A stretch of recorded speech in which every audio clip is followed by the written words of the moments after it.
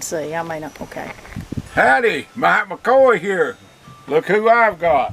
How y'all doing? Eric Poe, old man from the woods. What is old man in the woods or old man from the woods? Something to do with to tell the people. With Old man in the woods. Okay. See, I've got Alzheimer's, sometimes. I think it's chemo brain. That's what I like to call it. I think it's something to that. You can blame I it don't on- have my memory either. That could be a good thing, but I can remember 95% of the stuff I need to remember, but I cannot remember people's names. I'm talking about people that I talk to maybe every day. I'll text, like my neighbor's wife out there. I've known them for 30 years. You can't think of her name. I couldn't think of her name the other day. I do that too. It's aggravating. But He helped us this morning.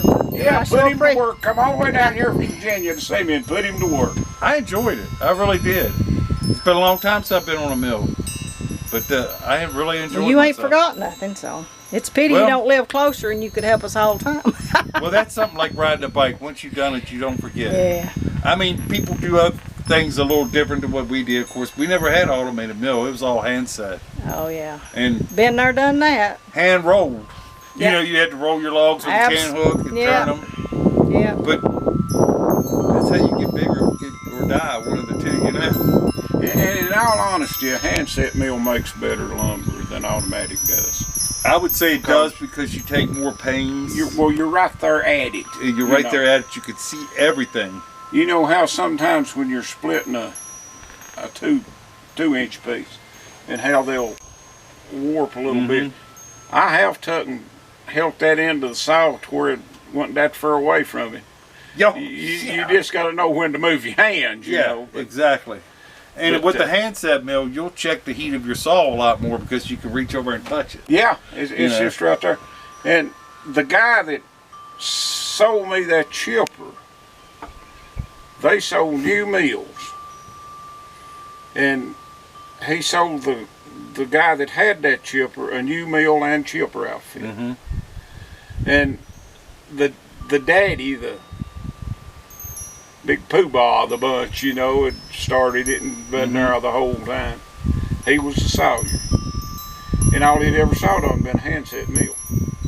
Said he got in there and his top of the line, air conditioned, cab, soundproof, whole 9 yards.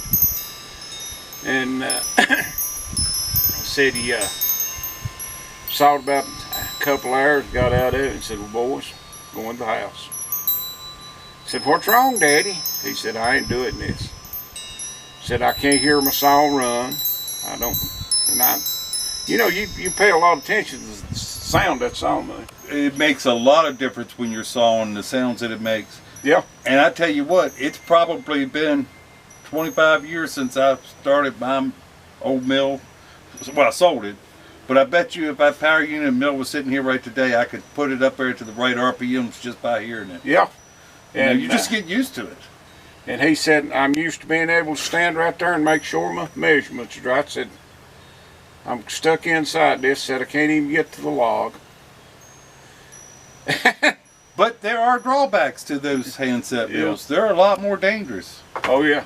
Because you're right there in the saw's path, And one of them boys said, well, this ain't no problem, Daddy. I can fix that for you. He said, well, how you going to fix it? He reached over and got a 10-pound hammer and busted the front window out of it. He said, now, you can measure your lumber and you can hear your saw.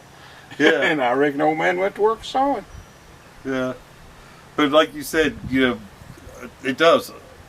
The sound of that saw, the sound of the power unit makes a big difference. I put more stock in the sound of the saw than the way the saw's actually acting. Yeah. And that old big saw down there ain't never sounded right. When it's a sawing the best it ever does, it still don't sound right. Yeah. The best sounding saw that I've ever sawed was a 56-inch B-pattern saw. The 56 is about the best all-around saw you can get. Because it's not too big, it doesn't take up all the RPMs. You get a 60-inch saw and it slows down so much quicker, It slows down quicker and there's more there to flex. Yeah.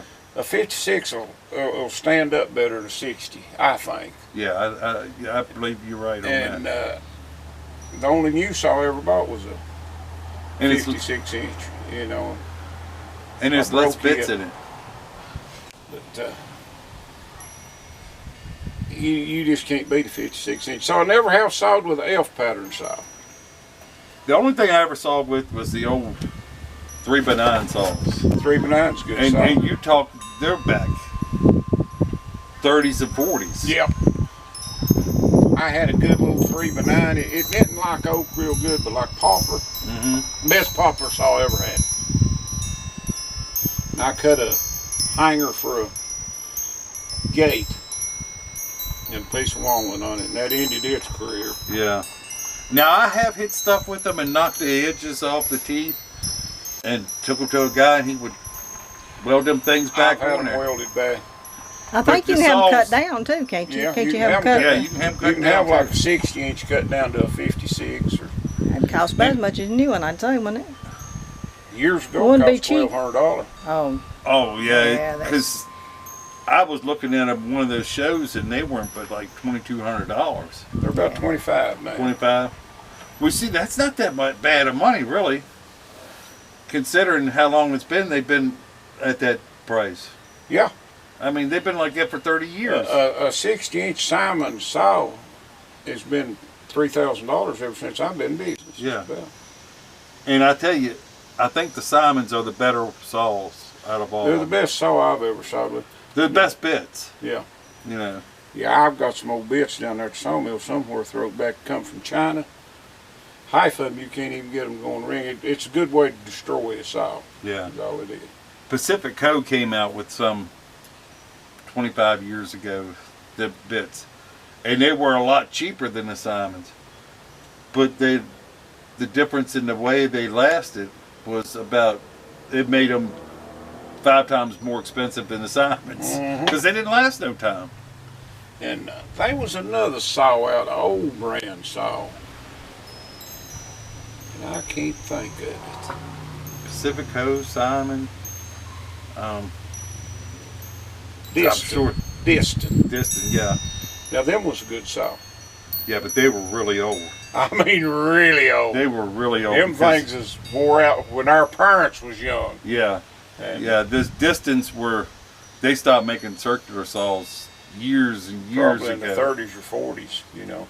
I think they were making hand saws up to just a few years ago. Yeah, a distant handsaw's a good saw. Yeah, it was. It always was good. But what's that place in Kentucky that sells saws? BH Payne? No, I can't think of the name of it. I can't. But now they make their own saw. I went to their shop.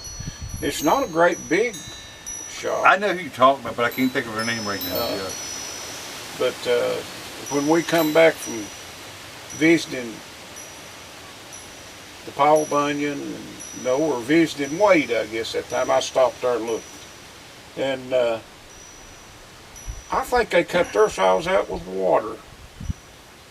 They probably do because you don't want to put too much heat on that metal because it changes Yeah, it. it changes it. Changes it completely. And I looked at one of their saws, and it was a good looking saw. They were up at Paul Bunyan last year with some, and they have one that they made their own self, and they sold to Simon. And the ones they sold were about $200 or $300 cheaper than the Simons, Yes. but they look just as good. But I can't remember what the name of that company is. It'll come to me about 3 in the morning. Yeah. There was a place in New I York. bought bits from them for years. Yeah. There was a place in New York called Seneca Saw Works, and they did the same thing, but I don't know if they're still in business or not. Yeah. They had some women there, silver sorting them tips on. Mm-hmm. And I thought that was just the coolest thing in the world. I mean, it didn't take them seconds to silver sort one of them tips on. I mean, every one they put on was just perfect because it done its long. What gets me is they're just soldering those tips or those. Yeah, Those- this silver sorter. I don't Silver understand how it style. stays on there. You know. Well, it's sort of the geometry of it, you know. it's kind of just made into the yeah, it's pushing against push itself. against itself. And the solder just holds it there so it doesn't fall out. And silver sword is pretty stout. Yeah. But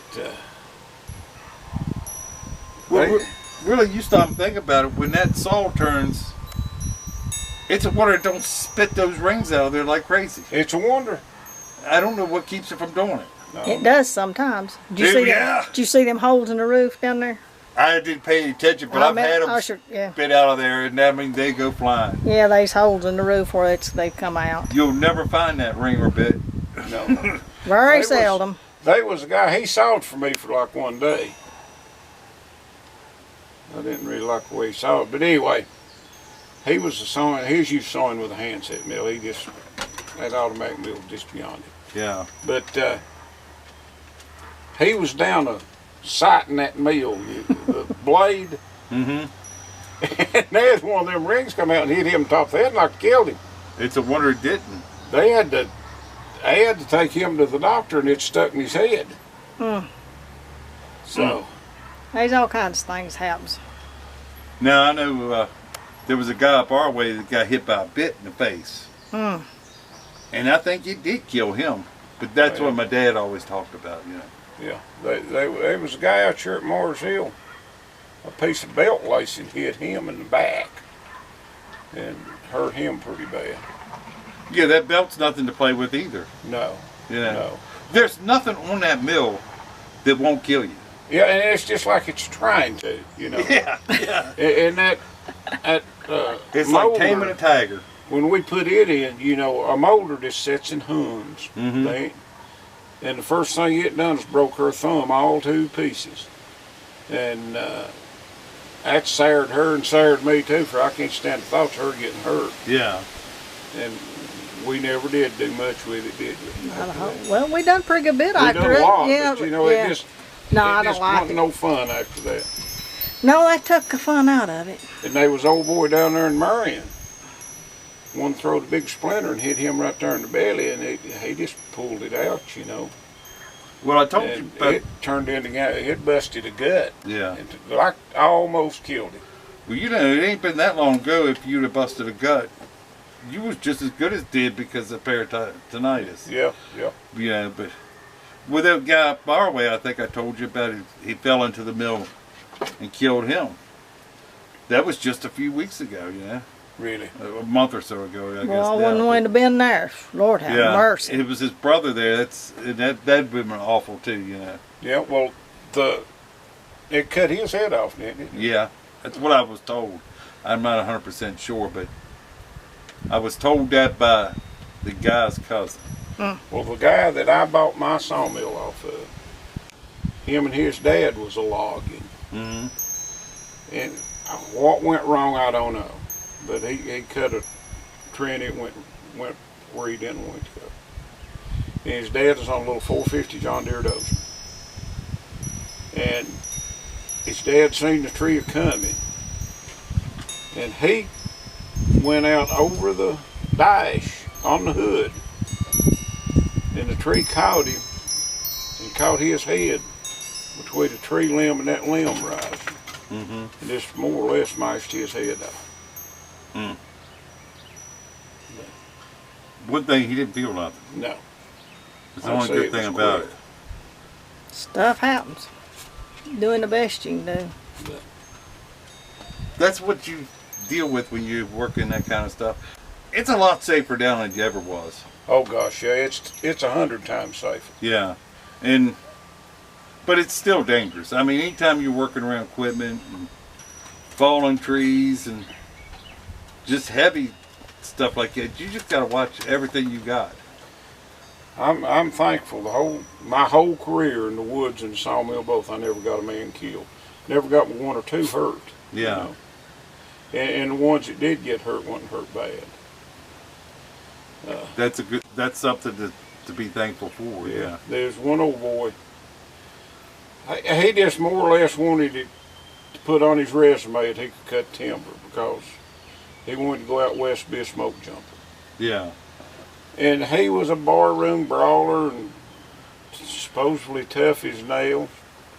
Well, here he come out of the woods and a little old lemon fell and cut a gash in his head about that long. To me, it'd have been a bad scratch. Yeah. Cost me $400 to get that sewed up. You know what that would cost you today? Probably $2,000. Oh, every bit of it. Yeah.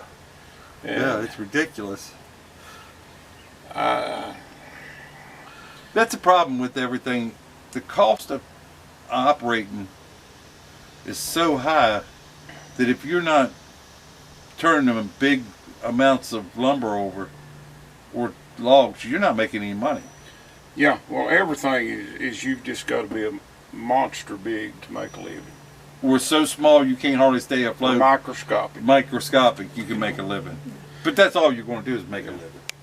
Like these big farms out in the Midwest. I mean, when I growed up, 200 or 300 acres was a big farm. Yeah. Now, 2,000 or 3,000 acres is just a normal size farm. Yeah. Cut that out. Well, dude, this is showing up. I guarantee you Eric's done this before. You can see what I'm doing. Don't have to, I don't get. Him very restless. Like 2 peas in a pod out there working. Really appreciate him helping me do this. Tickled death to see him come by and see me. They didn't put him to work. They seem to want to do it. I sure do appreciate it.